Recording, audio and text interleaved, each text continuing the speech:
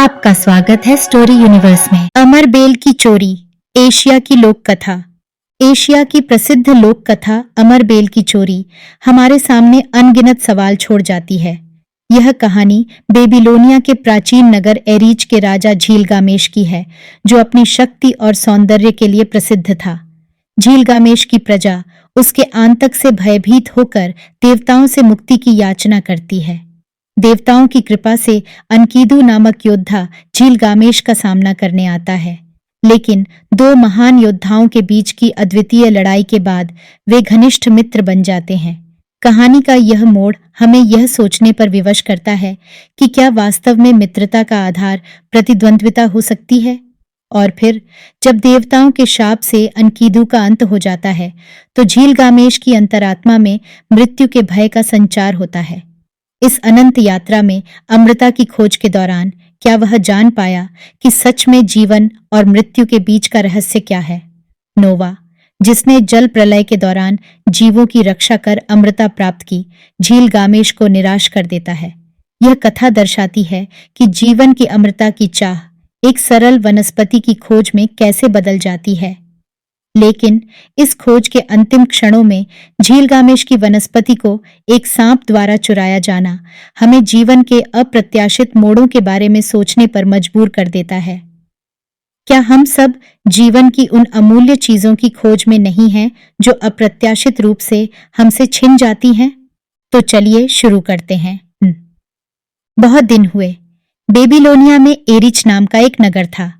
झीलगामेश वहां का राजा था।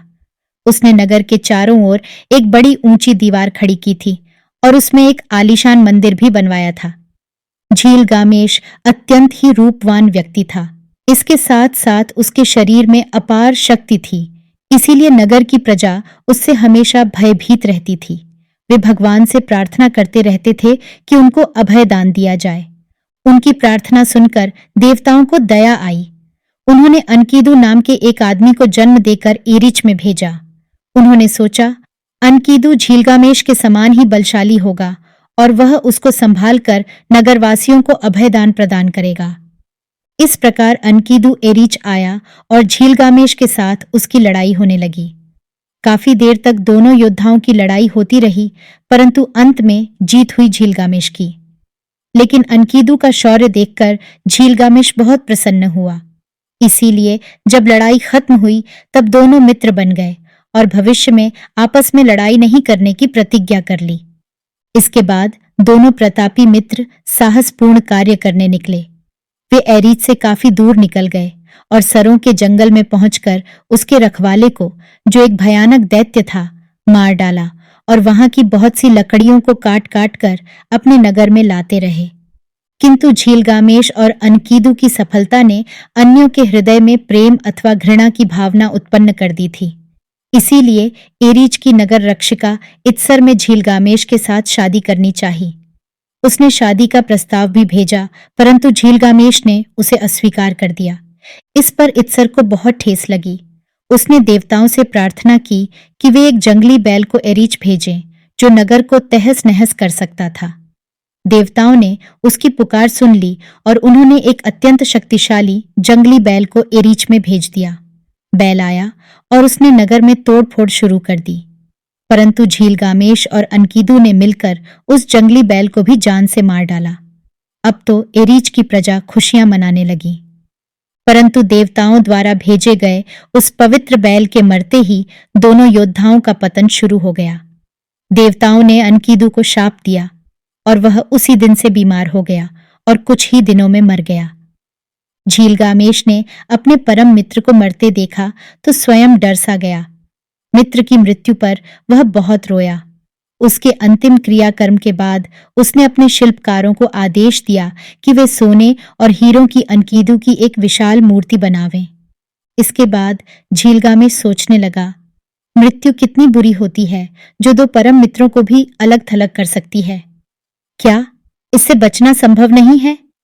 उसे पहले से मालूम था कि यूनान में नोवा नाम का एक आदमी रहता है, जिसे अमृता प्राप्त हो चुकी है। अब वह उसकी खोज में निकल पड़ा।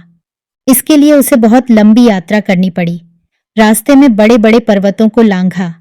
एकाध बार उसे बहुत तेज तूफान के बीच से गुजरना पड़ा। जंगलों में जाते समय जंगली जानवरों के मध्य से भी निकलना पड़ा। इन सब कठिनाइयों के बावजूद उसे कई कई दिनों तक भूखे प्यासे रहना पड़ा। अंत में वह नोवा के स्थान पर पहुंच गया। उसने इस बारे में नोवा से बातचीत की। इसी व्यक्ति ने जल प्लावन के समय संसार के एक जोड़ी जीवों को बचाया था और इसीलिए उसे अमृता प्राप्त हुई थी। परंतु नोवा अमृता प्राप्त करने का कोई रास्ता नहीं बता सका। उसने झीलगामेश को बताया कि एक बार भगवान एनील ने संसार को जलमग्न करके उसे डुबो देना चाहा, क्योंकि पृथ्वी के कोलाहल से उसकी नींद भंग हो रही थी।